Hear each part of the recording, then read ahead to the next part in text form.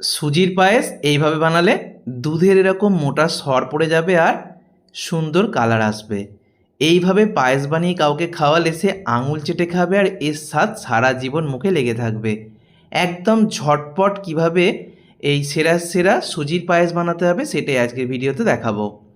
তো রেসিপির জন্য এখানে প্রথমেই আমি 3 হাতা মতো চিনি নিয়ে নিয়েছি, ছোটো হাতার। তো চিনির ক্যারামেল বানিয়ে নেব। চিনিটাকে প্রথমে গরম করে চিনিটা দেখো যখন গলে যেতে শুরু করবে আর কালারটা চেঞ্জ হয়ে যাবে তখন ভালো করে নেড়ে চেড়ে দিচ্ছি। সম্পূর্ণ কালারটা যখন এরকম হয়ে যাবে তখন গ্যাসের ফ্লেমটাকে একদম লোতে করে দিয়ে আমি একটু ঘন করে রাখা লিকুইড দুধ দিয়ে দিচ্ছি। যদি বাড়িতে ঘন করে রাখা লিকুইড দুধ না থাকে তোমরা যেটা করবে নর্মাল অল্প জলের মধ্যে, হালকা গরম জলের মধ্যে গুঁড়ো দুধকে গুলে নেবে। সেই দুধ দিয়েও কিন্তু সুন্দর করে এরকম ক্যারামেলের যে দুধটা তৈরি করে নিতে পারবে। তো দেখো কত সুন্দর করেই কিন্তু ক্যারামেলটা বানিয়ে রেখে দিলাম। এবার শুকনো খোলায় কড়াইতে আমি 50 গ্রাম সুজি দিলাম। সুজির পরিমাণটা কিন্তু মাথায় রাখবে, 50 গ্রাম।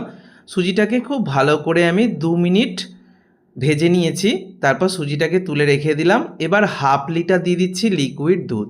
50 গ্রাম সুজির জন্য হাফ লিটার মানে 500 ml লিকুইড দুধ দিয়েছি। দুধটা হালকা গরম হলে একটা 10 টাকা দামের গুঁড়ো দুধের প্যাকেট দিয়ে দিয়েছি।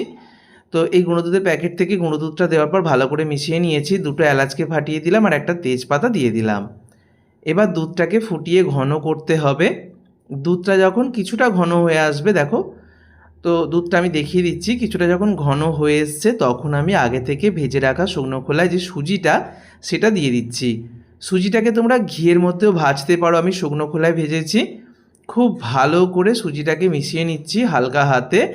তো সুজিটা খুব ভালো করে মিশে গেলে খুব তাড়াতাড়ি কিন্তু সুজি ঘন হয়ে আসবে। এই সময় ফ্লেমটাকে কিন্তু লোতে করে দেবে। লো ফ্লেমে রেখেছি আর সুজিটা দেখো অনেকটা ঘন হয়ে আসছে। তখন আমি 1 মুঠো কিশমিশ আর কাজু বাদাম দিয়ে দিচ্ছি। কাজু কিশমিশটাকে তোমরা ঘিয়ের মধ্যে ভেজে ব্যবহার করতে পারো। এবারে মিষ্টির জন্য প্রথমে আমি দিয়ে দিচ্ছি বাতাসা। তো বাতাসা দিয়েছি 4টে বা 5টা বাতাসা এখানে দিয়েছি। মিষ্টিটা যে যার পছন্দ মতো করবে, কারণ ক্যারামেল রয়েছে। তো অবশ্যই তোমরা সুজির পায়েসে যেরকম মিষ্টি পছন্দ করো সেই মতো মিশিয়ে নেবে। সুজিটা যখন অনেকটা ঘন হয়ে আসছে, ভালো করে সিদ্ধ হয়ে গেছে, তখন আমি আগে থেকে যে ক্যারামেল দুধটা বানিয়ে রেখেছিলাম সেটা দিয়ে দিলাম। এবার ভালো করে মিশিয়ে নেব। খুব সুন্দর কালার চলে আসবে। হালকা হাতে নেড়ে চেড়ে খুব সুন্দর করে দেখো কালারটা চলে আসবে।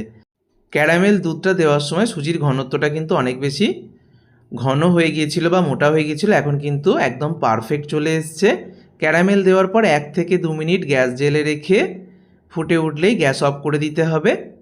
তো সম্পূর্ণ ঠান্ডা হওয়ার পর দেখো এটা এরকম মোটা সর পড়ে যাবে আর ক্যারামেলের কালারটার জন্য কত সুন্দর দেখতে হয়েছে। এই পায়েসটা খেতে দুর্দান্ত হয়। শেষে তোমরা সামান্য একটু ঘি দিতে পারো, আমি কিন্তু সেটাও দিইনি। তৈরি হয়ে গেল সুজির ক্যারামেল পায়েস। এইভাবে সুজির পায়েস বানিয়ে কাউকে খাওয়ালে এই পায়েসের স্বাদ কিন্তু সারা জীবন মুখে লেগে থাকবে। অবশ্যই নতুন রেসিপিটা ট্রাই করো, ভিডিওটাকে বন্ধুদের মধ্যে শেয়ার করো। ধন্যবাদ।